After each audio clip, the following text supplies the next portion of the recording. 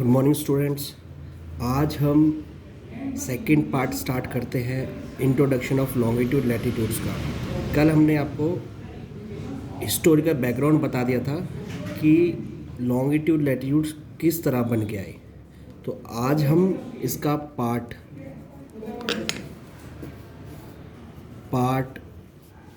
Second start करेंगे और इसमें स्पेशली हम लैटिट्यूड्स लेंगे। आज हम एक एक करके लैटिट्यूड्स कंप्लीट करते हैं। ये मान के चलिए लैटिट्यूड्स का अगर टॉपिक अच्छी तरह समझ में आ जाता है तो हर एग्ज़ाम में कोई भी क्वेश्चन हो, कैसा भी क्वेश्चन हो, वो छूटने का नहीं है। इसके साथ साथ ये टॉपिक्स इतने इम्पॉर्टेंट है कि पूरी ज्योग्राफी, अगर आपको ये लैटिट्यूड लॉन्गिट्यूड समझ में आ जाते हैं तो पूरी ज्योग्राफी आपको बहुत ईजी लगेगी। आपको फैक्टर्स जितने भी होंगे क्लाइमेटोलॉजी में तो आपको बहुत मदद करेंगे। तो आप इसको समझ के चलिए और आगे देखिए। लैटिट्यूड्स मैंने आपको कल बताए थे कि जो भी इमेजरी लाइंस है which are formed by the scientist on the globe, उनको हम लैटिट्यूड्स कहते हैं। और इस फॉर्म में कहीं आपको लैटिट्यूड्स दिखाई दिए होंगे, वो ऐसे करके ये एक दूसरे के पैरेलल होते हैं। तो अगर मैं इनकी डेफिनेशन लिखना शुरू करूं तो इनको लिख सकता हूं these are the parallel lines या these are the imaginary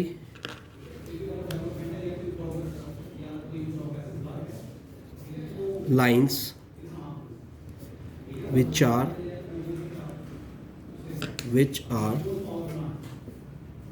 formed or drawn on the globe.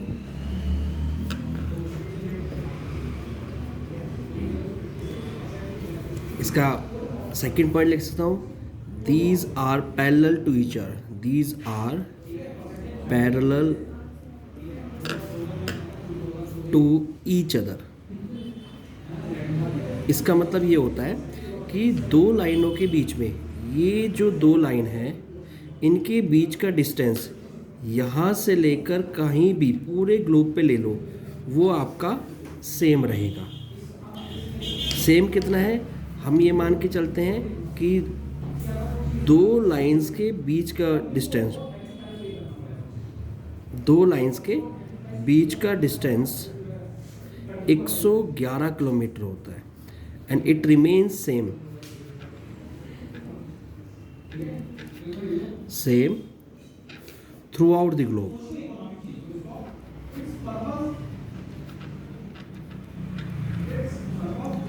जब ये सेम रहेगा थ्रू आउट द ग्लोब, इसीलिए ये एक दूसरे के समांतर है, मतलब पैरेलल।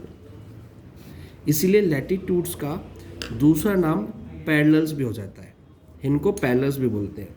आप आगे जाके जब आप कॉन्टिनेंट्स पढ़ोगे तो उसमें जैसे आपको बोल रखा होगा कि यूएसए और कनाडा के बीच में जो बाउंड्री है वो कैसी है, तो उसको बोलते हैं 49 पैरेलल। इसका मतलब 49 डिग्री लैटिट्यूड पास हो रहा है विच divides the boundary between United states of America and Canada. तो इसीलिए इन लैटिट्यूड्स का दूसरा नाम पैरेलल्स भी हो जाता है। ठीक है, ऐसी वियतनाम के, south Korea, north Korea, Vietnam पढ़ोगे, ये सब चीज़ें गोवा के लिए भी पढ़ोगे आप। चलिए, ये जो टोटल पैरेलल्स होती हैं या लैटिट्यूड्स होते हैं, अगर मैं इसको यहाँ से 0 से काउंट करता हूँ, ये आपका 0 हो गया और ऊपर जाते जाते ये 90 डिग्री तक पहुँचते हैं। इसका मतलब ये हो गया कि नॉर्दर्न हेमिस्फेयर में ये अगर बात करता हूँ 1 to 89 जाती है। मैं इसका भी लॉजिक बताऊंगा और क्वेश्चन कैसे वो भी देखना। ऐसी सदर्न हेमिस्फेयर में 1 to 89 जा रही है। तो कहने मतलब ये कि 89 नॉर्दर्न हेमिस्फेयर में, 89 सदर्न हेमिस्फेयर में। 0 डिग्री आपका इक्वेटर हो चुका है और दो ये जो नॉर्थ पोल साउथ पोल होते हैं इनको हम बोलते हैं पॉइंट्स। क्योंकि अगर कोई मैं लाइन ऐसे खींचता हूँ, देखिए अगर मैं इसको ऐसे करता चलता हूँ तो एक टाइम पे आने के बाद हम इसको आखिर में पॉइंट ही लगाएंगे। तो अगर अच्छी तरह समझना है तो ये दो पॉइंट्स होते हैं, north pole and south pole. लेकिन अगर इनको पॉइंट्स ना मान के लाइन ही मान लीजिए तो कि यहाँ 2 लिख देता हूँ। तो इस तरह से टोटल 181 लाइंस बैठ जाती है। आपको समझ में आ रहा है? तो ये अब डिपेंड करता है आपके क्वेश्चन के ऑप्शन पे कि किस तरह का आपको आंसर मार्क करना है। अगर आप आता है ऑप्शन में 181 और कोई 179 नहीं है तो आपको 181 ही मार्क करना है। ठीक है, तो आप समझ के चलिए कि ये लाइन होती है टोटल 181। अब बात करते हैं कि इन टोटल 181 में से जो सबसे इम्पोर्टेंट लाइंस हैं, जिनको हम बोल देते हैं प्रोमिनेंट पैरेलल्स, ये कितने हैं? तो आप मान के चलिए प्रोमिनेंट नोड्स आपने पढ़ा होगा कि ट्रॉपिक ऑफ कैंसर, ठीक है। दूसरा आपने पढ़ा होगा इक्वेटर, और तीसरा पढ़ा होगा ट्रॉपिक ऑफ कैप्रिकॉर्न। इनको ज़्यादा पढ़ते हैं और यही 3 मेन मानी जाती है। और भी होती हैं, जैसे आपको आर्टिक सर्कल कह सकते हो, आप एंटार्क्टिक सर्कल कह सकते हो, north pole and south pole तो आपके है ही। इस तरह से ये प्रोमिनेंट लाइन्स है जिनको ज़्यादा ध्यान से पढ़ा जाता है। इन सब में से सबसे ज़्यादा इंपॉर्टेंट आपकी है equator, tropic of cancer, tropic of capricorn. अब एक क्वेश्चन उठ के आता है कि यही 3 इंपॉर्टेंट क्यों? तो इसका भी एक कारण देते हैं, हम यही 3 क्यों पढ़ते हैं, इससे इंपॉर्टेंट है। तो इसका है, देखिए, हमें ये पता है कि जो अर्थ है वो सूरज के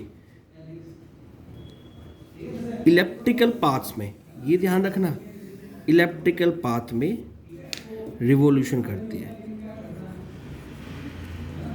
तो अगर मैं अर्थ यहाँ बनाता हूँ ऐसे, एक अर्थ यहाँ बनाता हूँ ऐसे, एक बार इधर आती है, एक बार ये इधर आती है। अर्थ का जो फीचर है आप ये मान के चलिए ऐसे, ये थोड़ी सी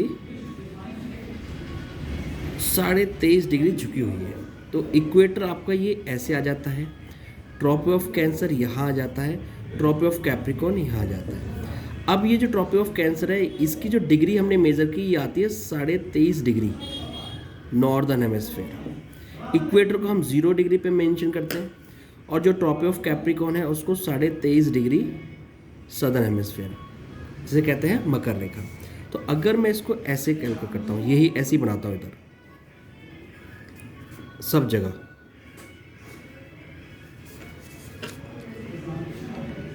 ऐसे,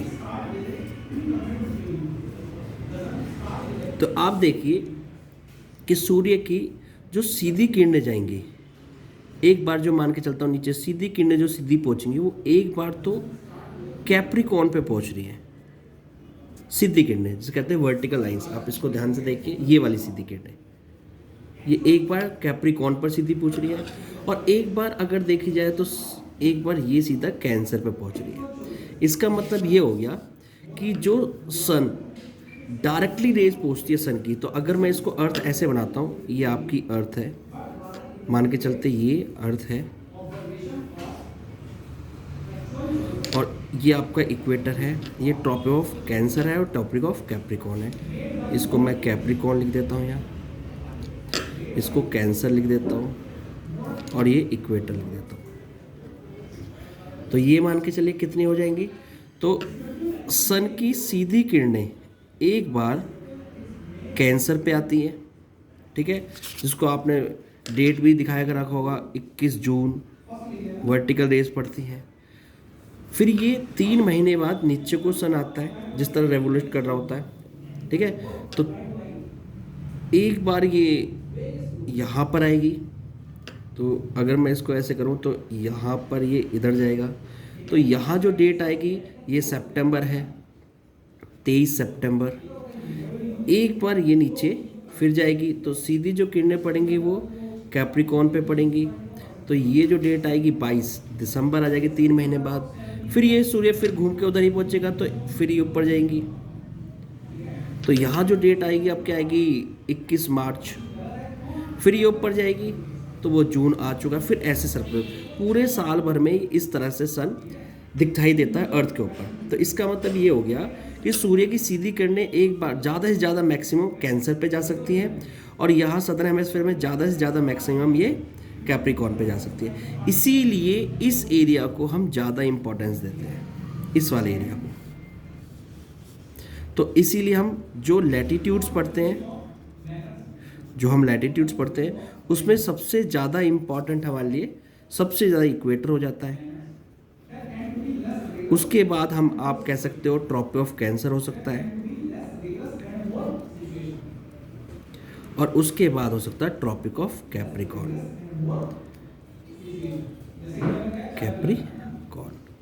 इसीलिए ये 3 इम्पॉर्टेंट लैटिट्यूड्स हैं जिनको हम पढ़ते हैं।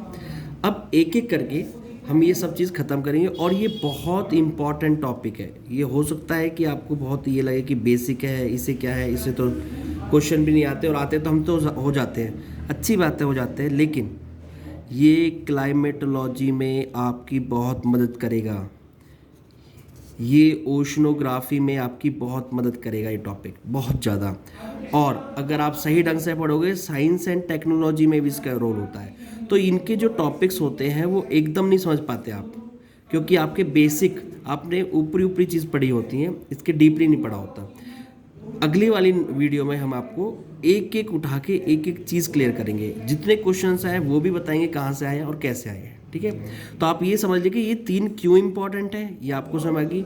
नेक्स्ट पार्ट में हम इक्वेटर स्टार्ट करेंगे, ठीक है। आई होप आपको समझ में आया होगा। Thank you, good day.